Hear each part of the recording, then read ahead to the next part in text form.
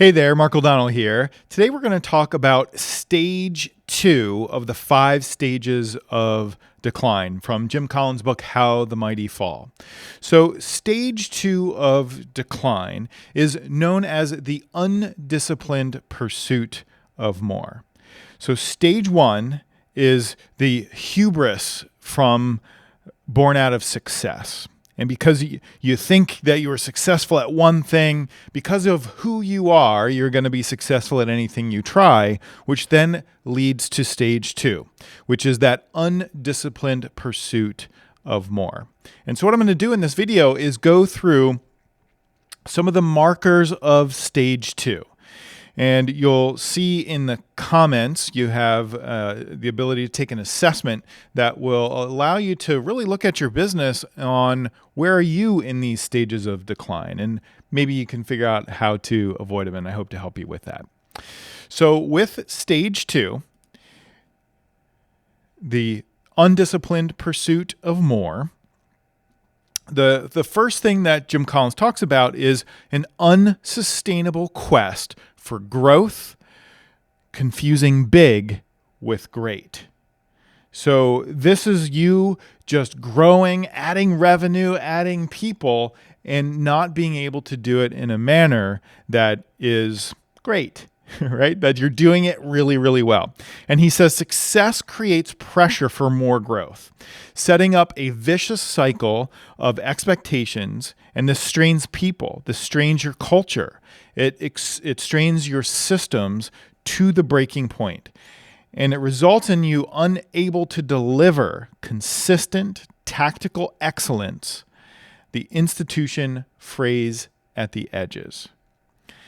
And so this is when you can do it really, really well when you're small and you grow to a point. You can still do it really well, but then at some point you stretch beyond it and it starts to fall apart. You're not able to execute to the degree that you used to in the past. And so it's about consistency. And then the next thing he talks about is the undisciplined discontinuous leaps. Undisciplined discontinuous leaps. He says the enterprise makes dramatic moves that fail at least one of the following 3 tests. So number 1 is, do they ignite passion and fit with the company's core values? Number 2, can the organization be the best in the world at these activities or in these arenas? Number 3 is, will these activities help drive the organization's economic or resource engine, the hedgehog concept? So in other words, can you be great? Is this in line with your core values? And here at EOS Worldwide, we have the VTO, the Vision Traction Organizer. And the first 2 questions that we ask you and your leadership team is, what are your core values and what is your core focus? Your core focus is your purpose, your cause, your passion. And what is your niche? What is that one thing that you can be the absolute best in the world at? And so what Collins is saying here is that if you're not using those core values and you're not using that core focus along with your economic engine, and it's not in line, whatever ideas and opportunities that come in your world, if you're not filtering it through those 2 things, those 3 things, you shouldn't do it. Otherwise, you'll be in a stage of decline. It won't work. So the next thing is a declining proportion of the right people in key seats. So this is Packard's Law, and in a previous video, you would have seen me go through that. And there is so what the marker of decline in stage 2 is, that there is a declining proportion of right people in key seats because of losing the right people and or growing beyond the organization's ability to get enough of those people to execute on that growth with excellence. And so that ends up in a declining proportion of right people in key seats. And I would say if you're not at 80% or better, you're setting yourself up for massive decline. And your excellence, your growth with excellence will fail. So the next thing that he talks about is easy cash erodes cost discipline. The organization responds to increasing costs by increasing prices and revenues rather than increasing discipline. So that's a key factor. So the next one here is bureaucracy subverts discipline. A system of bureaucratic rules subverts the ethic of freedom and responsibility that marks a culture of discipline. People increasingly think in terms of jobs rather than responsibilities.